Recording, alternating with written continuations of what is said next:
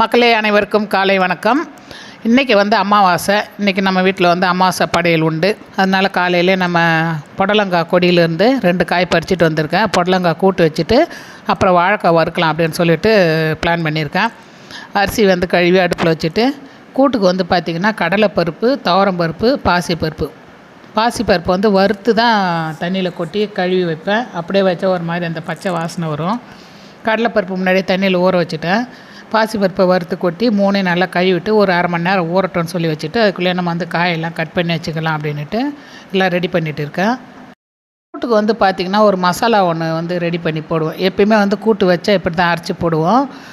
மல்லி, மிளகாய், சீரகம், மிளகு, பெருஞ்சீரகம், அதுக்கப்புறம் கருவேப்பிலை இருந்தால் போடுவோம். இல்லைன்னா கருவேப்பிலை பொடி சேர்த்துக்கலாம். அப்புறம் இது தேங்காய் இதெல்லாம் நல்லா வறுத்துட்டு வெங்காயம், பச்சை மிளகாய் போட்டு இந்த நம்ம வறுத்த மசாலாலாம் போட்டு அரைப்போம். நல்லா வாசனையாக இருக்கும். கூட்டு வச்சு அந்த மாதிரி வச்சு பாருங்கள், ரொம்ப சூப்பராக இருக்கும். புடலங்காய் மட்டும் இல்லை, சவு, கோஸு, இந்த மாதிரி பீன்ஸு, எந்த காய் வேணாலும் இந்த மாதிரி 3 பருப்பையும் கலந்து வச்சிங்கன்னா ரொம்ப நல்ல டேஸ்ட்டாக இருக்கும். இப்போ வறுத்து ஆற வச்சு இதை அரைச்சி பேஸ்ட் எடுத்துன்னு வந்துட்டேன்.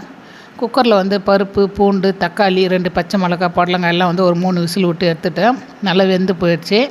இப்போ நம்ம அரைச்ச தேங்காய் விழுதை இதில் சேர்த்துக்கலாம். இந்த பேஸ்ட்டில் மிளகு, சீரகம், பெருஞ்சீரகம், மல்லி, மிளகாய், கடலைப்பருப்பு இதெல்லாம் வறுத்து அரைச்சி போட்டிருக்கேன். தேங்காய் எல்லாம் சேர்த்து அரைச்சி அப்படியே போட்டு கொதிக்க விட்டாச்சு.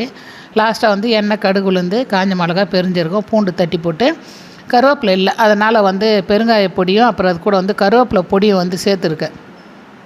கருவேப்பிலை இல்லைன்னா என்ன, அதனால் பொடி சேர்த்துக்கலாம் அப்படின்னு சொல்லி போட்டு ரொம்ப வாசனையாக சூப்பராக இருந்துச்சு, மணமாக இருந்தது. அப்புறம் வாழைக்காய் தோல் சீவிட்டு வட்டமாக அறுத்து உப்பு மிளகாத்தூள் போட்டு அப்படியே எண்ணெயிலே ஃப்ரை பண்ணியாச்சு.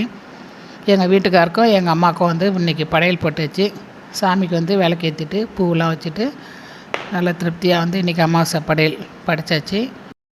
வீட்டில் இன்றைக்கி அமாவாசைக்கு என்ன செஞ்சு படைச்சிங்க அப்படின்றத கமெண்டில் சொல்லுங்கள்.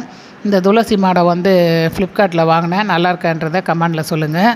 படைச்சி சாப்பாடு கொண்டு போய் வச்சாச்சு. காக்காவும் எடுத்துட்டாங்க. ஒரு காக்கா இல்லை, 2 காக்காவும் வந்தாங்க. ரொம்பவே சந்தோஷமாக இருந்தது.